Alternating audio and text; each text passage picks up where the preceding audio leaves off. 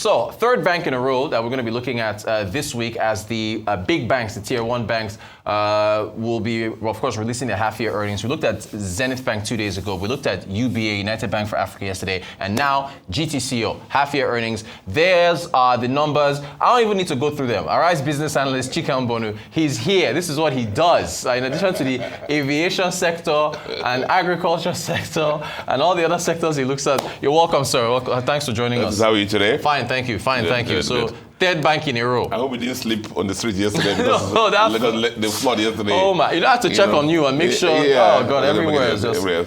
So my acquaintances. Our producer was held up. She actually was held up. My acquaintances slept in hotels yesterday. Wow. And only go home this morning. So yesterday was wild. Lagos for you. I mean, the GTCO. Let's look at it. Yes. Now, do you recall when we started this? Chain. Yeah. Starting with Zenith. Yes. And I gave you a background. Yes. And I said that you never analyze the results of a bank. Yes. Without looking at the macroeconomic environment they're operating in. And I said that the macroeconomic environment that we operated in 2024 was 2025. You know the differences. Yes.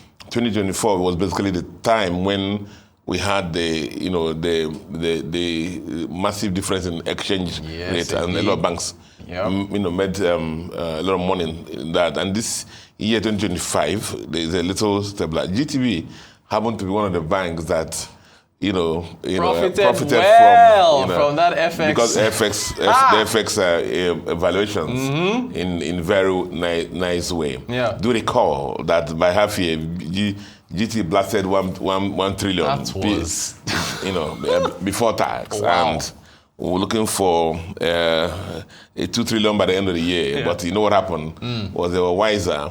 And they did the forbearances. They got out of it, exactly. They burnt all their profit for the second half of the year to clean up their balance sheet. And that is that. Now, so in looking at this, I mean, again, starting from top line of gross earnings, above 1 trillion in gross earnings versus 1.4 trillion the previous year. Yeah. Now, if we move down again, start moving down, we'll see that every parameter went up. Yeah. Net interest income, which remember, as I said, that the banks makes its money principally. A bank makes money from financial intermediation, basically taking deposits from people and then lending the money to those who need the money.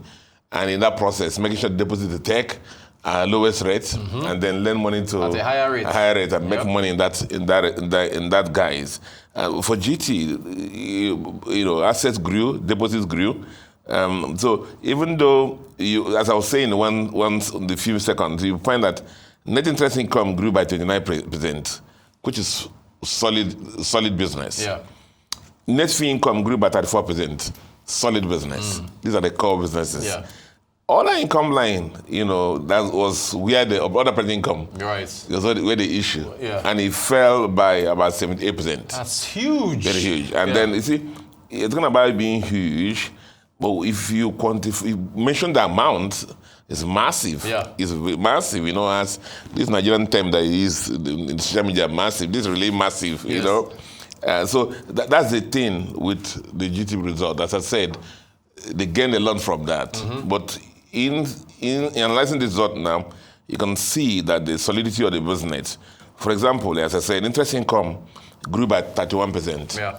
And in the previous year, last year, when we had this FX massive income, the interest income was only 44% of their total gross earnings. But this year is about 76%, which is what it should actually be, because the role of the bank is to lend money, take deposit and lend money. So they are returned to their core mandate. Fees and commissions grew again by, I thought about 3%. Trading gains, grew also. Another good income line, because it shows the skill of the bank in managing their assets. Yeah. But the issue was this other income, which fell from about 6.5, about 99% fall. That is, that tells that's pretty much quantum basis 6.5 billion in 2025 compared to Rotus 624 billion. That is, so this is what's so therefore affected their bottom line to what it came out to 600 PBT 600 billion PBT versus the 1 trillion they had, about 40% fall they had, in last year. Fundamentally, the balance sheet is solid. Cost-to-income ratio, GTB has been known to be very efficient. And every time you analyze the bank, you always hit on that. Very efficient. And then the brief thing again is that banks like Zenith, Zenith cost-to-income is looking pretty good.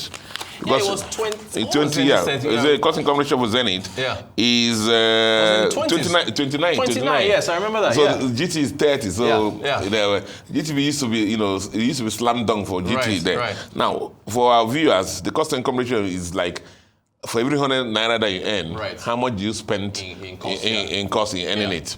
Now, GT, every 100 naira they earn, they spend about 30 naira to earn it. Zenith spends about 29 naira to earn it. Now, UBA, I remember that one. UBA is about 54. Yeah, about 54 54 naira, 5 naira. I remember that. So you can see UBA, their work is cut out. They know what to do. Yes. They're running very well at the gross earning level. So if they watch their costs, maybe because they fight all over Africa and other things, and the number of branches they have, GT is lean now. The other important ratio that we can... You just actually mentioned from outside Africa. You meant, I think GT also from the... you mentioned it earlier. The money coming in from outside Nigeria. The other thing that happened in GT is better diversification of the income base, revenue base. In the previous year, 2024, revenues outside Nigeria was about 84%. Revenue from Nigeria was 84%. This year, revenue from Nigeria is only 67%. Meaning they're able to get more they get more from Africa, West Africa, Central Africa, East Africa, and then London and so on. So they diversify their income base, so which is very solid, very good for them also, which is very good for them. And NPL, non-performing loans, that's another again, yes, a lot, Yes, very important. GT came in at 4.5. So for every 100 naira loan they book, they lost about 4.5 of that, which is not bad, compared to 5.2 in the previous... I think the threshold is 5, right? Yeah, 5%. The threshold is 5, which is good for them, which is good. And Zenith, again, came in at about 5 also, 4.9. 4.9 compared to GT's own. So, I mean, I think this is the GT can celebrate about this, because they say our core business is solid. We're focusing on what we're doing. Our net interest income, the margins are fantastic. We're getting deposits. We expanded the deposit base. Our loans are good. Our NPAs are very low. Our fee income from core banking is solid.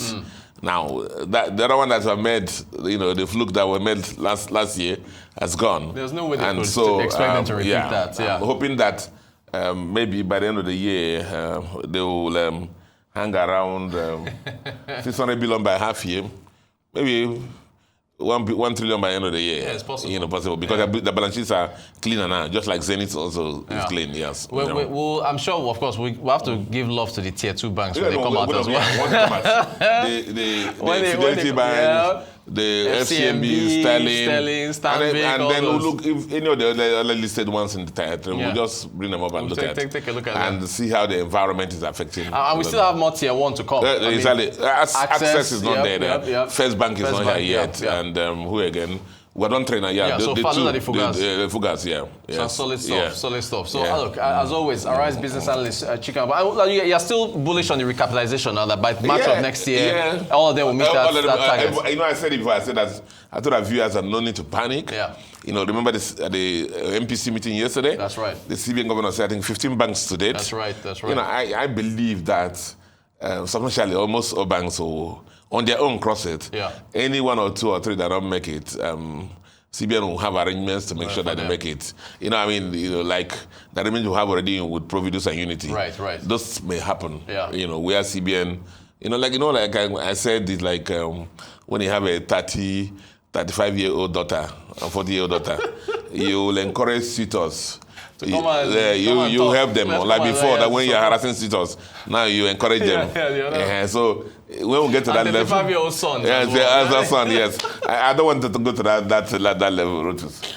You know, they say that old women feel ill at ease when dry bones are mentioned in the proverb. When I say it now, you think it's what I'm talking about, you know.